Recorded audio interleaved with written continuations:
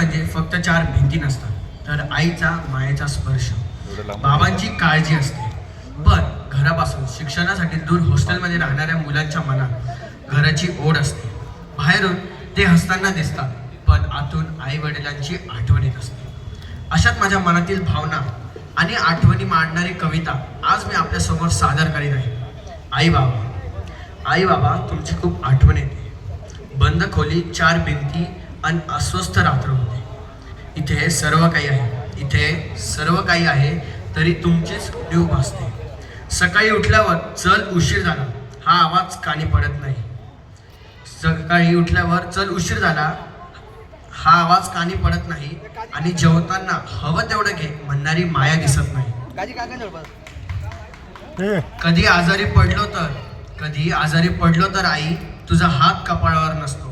हॉस्टेलच्या कडक उशीवर पाणवलेला डोळा मिटत नसतो. मित्र आहेत मस्ती आहे, आई बाबा तुम्ही नाही. घराबाहेरच्या या जगात आई तुझं घर पण मिळत नाही. फोनवर मजेत आहे म्हणताना गळ्यात दाटून येतो आवाज. पण डोळे मिटले की दोघेही दिसतात. आठवणींच्या घरात रोजच भेटतात. आई तुझ्या हातचं जेवण स्वप्नात येतं. बाबा तुमचं काळजी घे कानात घुमतं.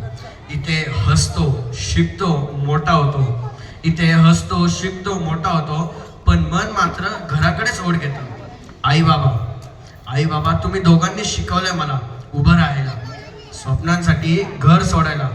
कधी कधी तुमच्या आठवणी डोळे भरून येतात खरे, पण आई बाबा तुमच्यासाठीचे अंतर सारे. एक दिवस यश घेऊन परत येईल, तुमच्या कष्टाचं सोनं करून दाखवेल. कारण आई बाबा तुम्ही माझी ताकद आहात. थँक्यू.